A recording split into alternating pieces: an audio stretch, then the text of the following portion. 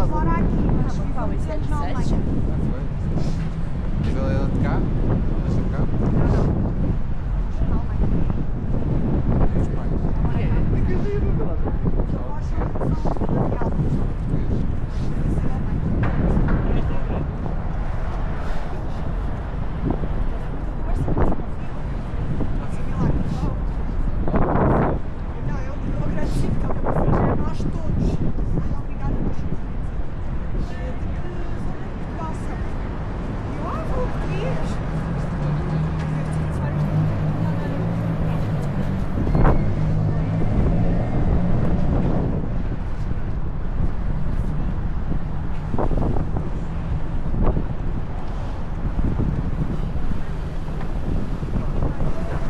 Olha, podemos ir a seguir a este.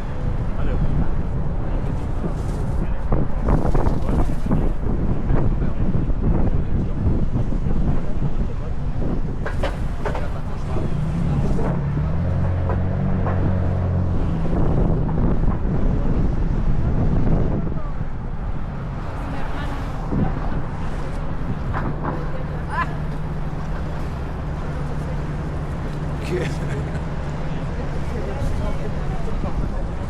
É mesmo. Opa, mas é assim. Não tem culpa. O que Se calhar já nem é dele. Não interessa. Ai, deve ser. Ele vendeu uma árvore de que ele teve mal das finanças há uns anos. Querem ir pelo solo? Olha, não querem ir por ali que tem a solo? Porque ali há solo, aqui não. Mas os prédios não há solo. Ele ontem foi para a Maria. Para a praia. A gente depois vai para a Maria.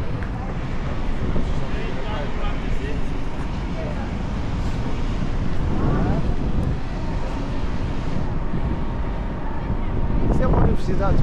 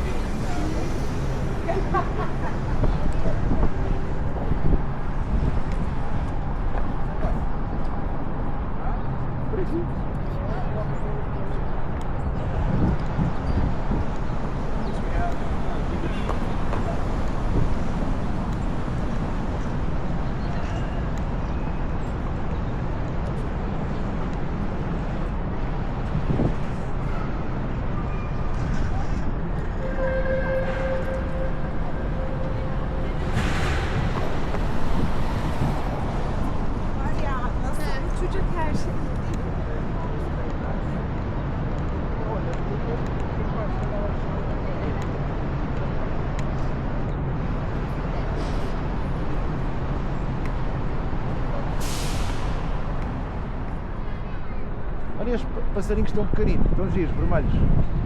Com uma crista vermelha ali atrás.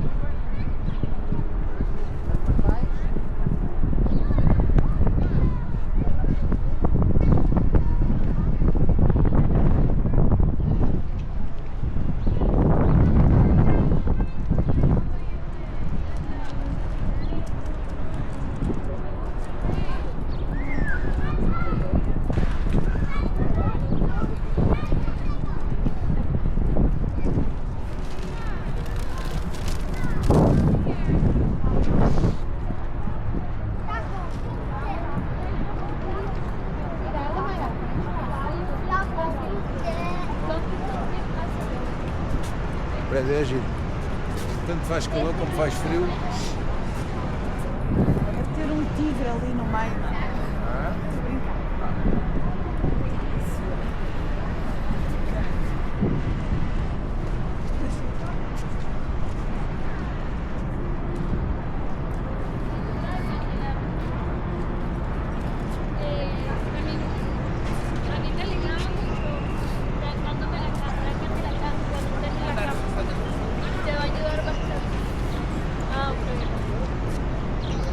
Agora qual é que é? É irmos em frente até É à... o Target e depois viras à direita. Não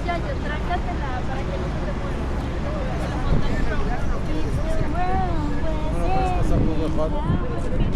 Então há de querer ficar sentado. Vai a seguir. Vai querer ficar sentado no qualquer. Vai a seguir.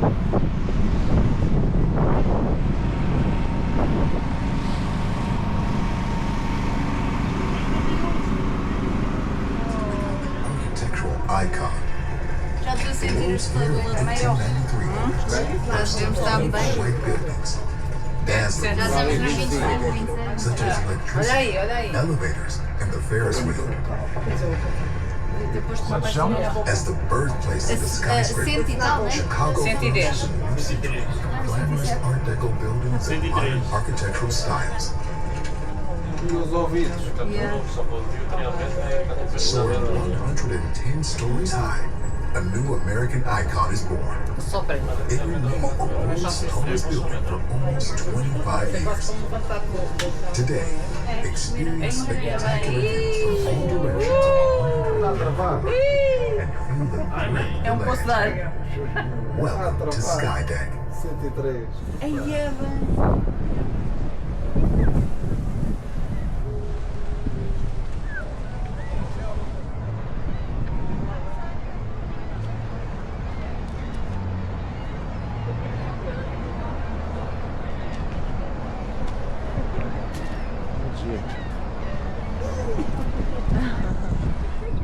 Os amigos ficam com a corneta na ponta.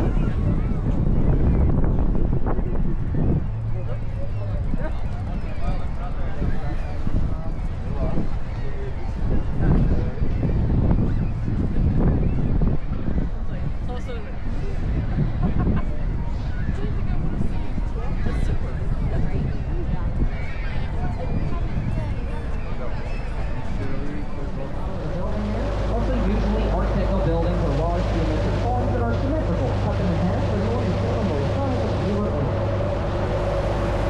The next four buildings, the right-hand side, but with the first two black identical ones, only complete full to gateway stations, led by single Owens and Merrill Northern Being the gateway center, the first one here is named the Gateway 1. The second one down the right-hand side is 2, and the third one down by the half is named Gateway 3, and the fourth one down. Please nice building, guess the name of that one, yell it out. Stephanie, what's Gateway 4? 1, 2, 3, and 4. You nailed it. Now the first two, completely identical buildings. They're both the international style of architecture. Covers that one, one that you stay in the road, less is more, and you rid of all the ornamentation. That last thing I just said is not true, because both of these buildings beside us are completely covered in their ornamentation. It's sneaky. It's in between the windows. The bumped up little line. The other thing for it was the next to that cylinder at the top. That cylinder is white. It's got 1,852 bars of gold in it, and it's technically white. It used to look like a diamond. Then we engaged the frame and the elaborate way the designer of the building proposed to his girlfriend. He designed an entire skyscraper for her. Such a beautiful, sweet story. It's not true. Neither of those two things. I said about real life stuff after actually like the building, but I'm going to tell you that. The reason the building looks the way it does, basic architectural reason. That is a post-modern version of the Tribune Tower. Now, I've not talked about the Tribune Tower yet, I bet you've seen it though. It was behind the road before it left the boulevard. It looked like a Gothic cathedral in their top hole. That is the Tribune Tower. This is a post-modern version of that. Post-modern is very popular today.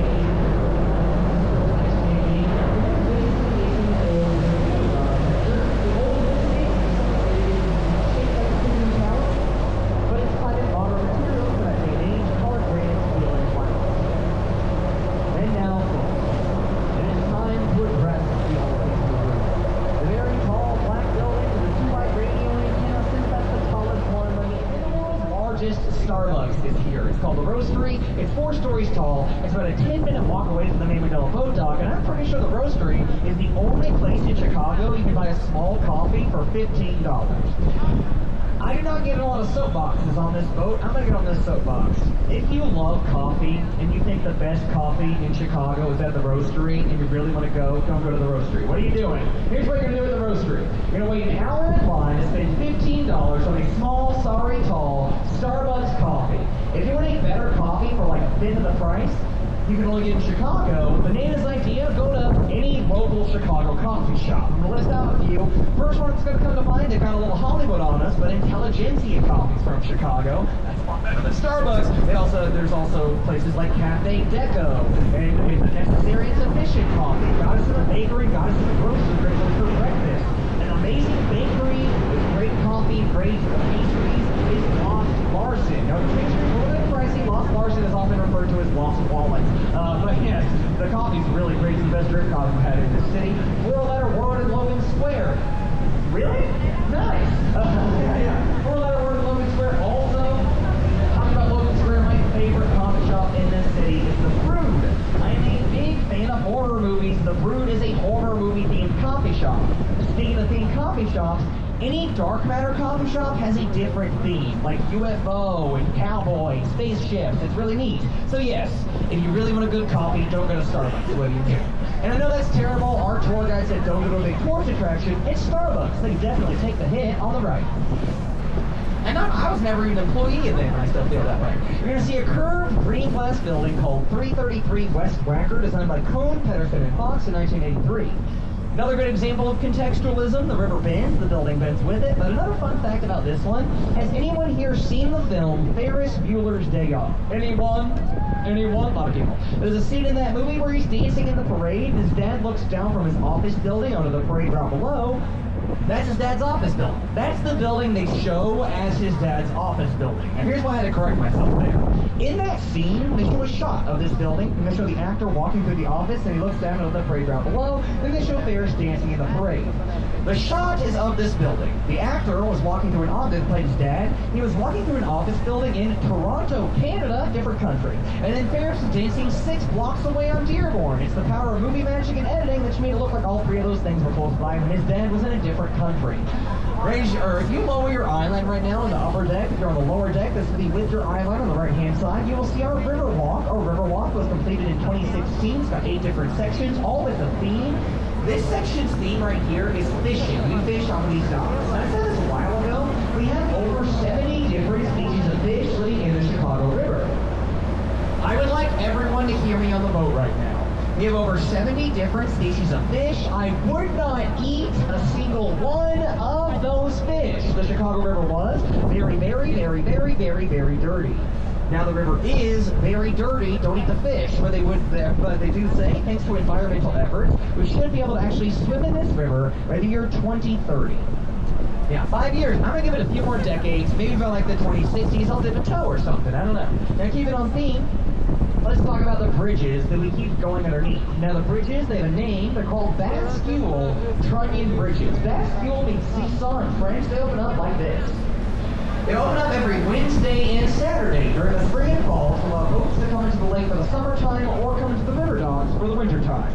Now I'm sure during sale of that, everybody's thinking the same thing. Zach, it's all well and good, but please, tell us, please, what is the color of the paint that the city of Chicago paints the bridges? Calm down, I'll tell you. It's called Bordeaux. I know nobody asked that question. That's one of my favorite facts to say on this story. I really don't know why. It's named after the French town, the French wine. It's named after Maggie Daly, the old Mayor Daly's wine. She is the one that picked it out. Coming out from underneath the bridge. Past the bridge, in front of us, on the right-hand side, you're going to see a white, granite-clad building called 77 West Wacker, designed by Ricardo Bofill in 1992. The architectural style on that building is one that I've touched on kind of heavily with 311 South Wacker. It is postmodernism. Now, postmodernism is that mixing the old with the new, old shapes made out of modern materials. Now, the old shapes in this case are some of the oldest architectural shapes in existence. It's Greek and Roman. As we get out from underneath the bridge, look at the bottom of this building. In the center at the bottom above the doorway, there is a shallow arch. That is a piece of Roman architecture. Then above the 2 side windows at the bottom, that's coming into view, there are these little pointed structures. They look like the roof of a cartoon house. Those are called Greek pediments. One's going to come into view right about there. You then carry your eyes up, you see steel and glass, that is the modern side of it, and then at the very top,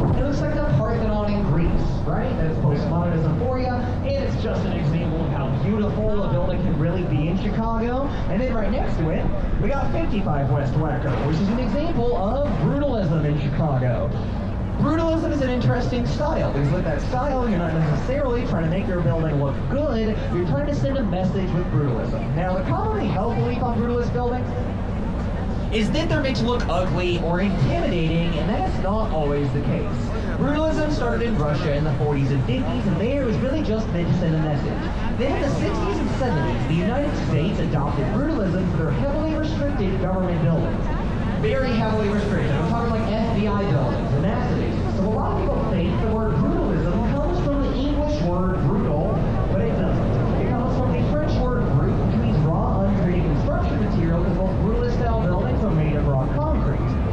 Now, the next building I'm talking about, I'm sure has already caught your eye. So look ahead of us.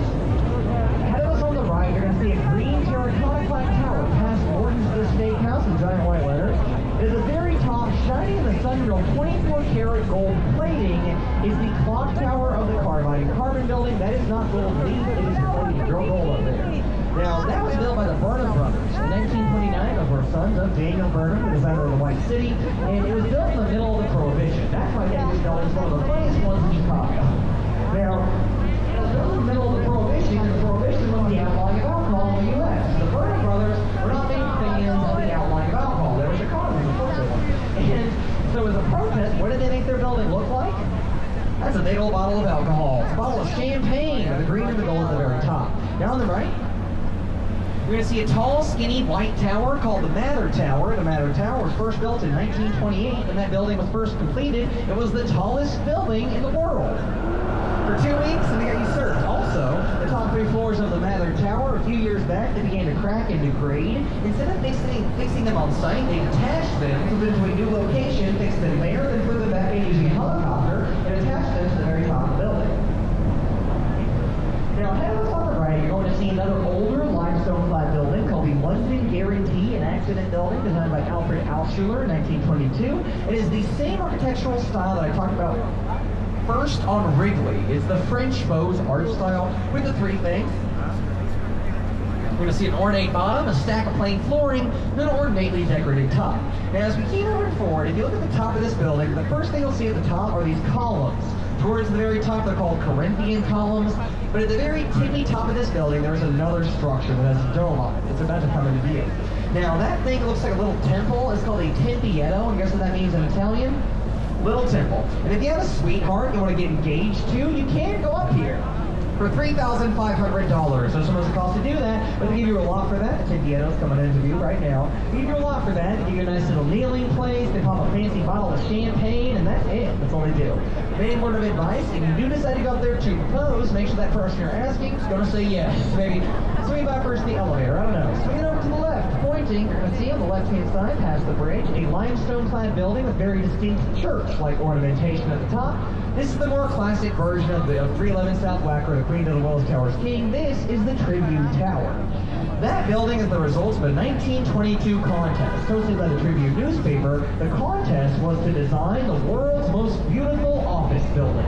Howells Hood won the contest with this neo-Gothic design. Neo-Gothic, that is the modern architecture of the day and age, the 1920s, like the Art Deco style, mixing with Gothic architecture and to be mirroring the European Gothic cathedrals such as Notre Dame in Paris, with flying buttresses and cathedral-like ornamentation at the top and on the bottom.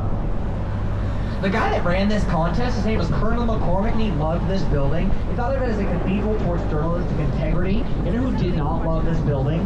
Most of Chicago in the 1920s. They thought it looked too old and it should have won. An actual runner-up in the contest is across the ring. That Art Deco style building, that was the sleek, new, ahead of its time architectural style building behind us there. That was a runner-up in the contest that I talked about. Now, on the right, you're going to see 2 brown brick buildings. Focus on the shorter of these 2 and look behind it. Coming into view right about now, towering behind the shorter brown brick building is a very tall white rectangular building with black vertical lines going up it. That is the 4th tallest building in Chicago. It's called the Aon Center, but it's gone by a bunch of different names. The Aon Center, the Standard Oil Building, Big Stan is one of my favorite ones that's gone by. Also, the $80 million mistake. The reason it's called that, Edward Durrell Stone, the architect that designed the building, originally clad the building in fine white Italian Carrara marble. That is the finest marble you can get your hands on. Michelangelo's David is made out of that marble. Now, I don't know if anybody here has been in Chicago on a very cold Chicago day. If you think this is anywhere close to a very cold Chicago day, adorable. February 2019, there were several days that month that were colder than the surface of Mars. That is negative 66 with the wind chill. Putting that into perspective, it's about 50 degrees right now. That is 116 degrees less than it is right now. That tile could not take the harsh weather. It began to crack. They did not want it to fall off the building. They had to reclad the building completely in North Carolina granite. It cost $80 million to reclad the building, about half as much as it cost to build the entire building in the first place. It just goes to show you, folks, you really can't take marble for granted. Another terrible pun. I said I was done. I'm so sorry. I'm never done. Now, not a lot of tour guides are brave enough to make a joke about rocks like that, but I am a little bit bolder. Boulder, rocks, another one. Yeah, on the right. You're going to see a rectangular building that says James Hardy. Look past that. Behind it, and as you get off from underneath the bridge, look in between these two darker buildings. You're going to see the odd white undulating balconies going up Aqua by Jeannie Gang. I'm going to talk about that in a moment. Do not worry, it is not going to hit us. Now, you're going to see the odd white undulating balconies going up Aqua by Jeannie Gang. This building is very interesting. This building was built in 2009 with a Chicago local architect, Jeannie Gang. When it was first built, it was considered the most beautiful residential tower in the world. Also, has anybody here seen the first episode of the Netflix show Ozark with Jason Bateman? If you have, I bet you remember something very unfortunate happening to somebody on/off a balcony. It's one of those balconies, fun fact. Also, the original owner of the penthouse of that building, she doesn't own it anymore, was Lady Gaga. And the coolest fun fact, when that building was first built, it was the tallest building in the world designed by a lead female architect. It was the tallest building in the world designed by a woman. It is no longer the tallest building in the world designed by a lead female architect. I know, it's a bummer. Just kidding, folks, it is not a bummer. Jeannie Gang went wild in 2021 and broke her own record with the wavy blue building on the right. Yes, that is also by Jeannie Gang. It is called the St. Regis. It is 1,198 feet tall. It's the third tallest building in Chicago, and now it's the tallest building in the world designed by a lead female architect. It is a luxury apartment and hotel, so folks, get excited if you're looking for a penthouse apartment to rent in Chicago. Top floor penthouse is currently for lease. We're going to play a game. I'm going to give y'all a few details on this apartment, and then I want you to yell out a few guesses as to what the monthly rent is. Now, I do want to hear people's guesses, so I'm going to take a little bit of this cord here, and I'm going to walk out to the middle of the boat. It is a 4-bedroom, 4-bathroom apartment with 6,600 square feet. Here's the real kicker detail. It is the tallest residence in Chicago. It's the highest point you can live in this city. Yell out a few guesses as to what the monthly rent is. I'm going to give you an unhelpful hint. It is less than $100,000 a month. Yell them out. 29,000, 28,000. Everybody else?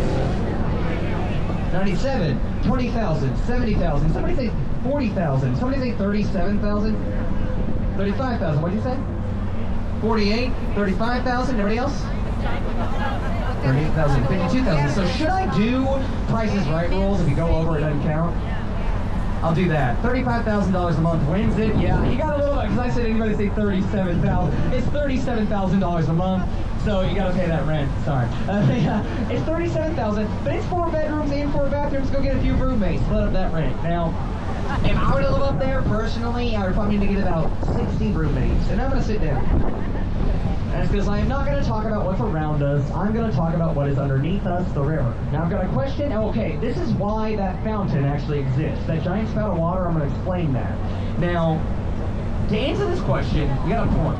What direction does the river flow? Does it flow from the river into the lake, point behind me? Or does it flow from the lake into the river, point behind the boat? River to lake to river, where are you pointing?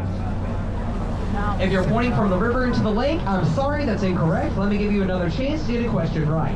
It flows from the lake into the river. Was that always the case? Yes or no? No, we reversed the flow of the Chicago River in the year 1900. Don't know why I said we there. Wasn't part of the project. Here's how and why we did that. Back in the mid-1800s, the Chicago River, putting it lightly, was gross. We were dumping a lot of stuff into it. Human waste and garbage, massive amounts of animal waste and carcasses from the stockyards, and industrial waste.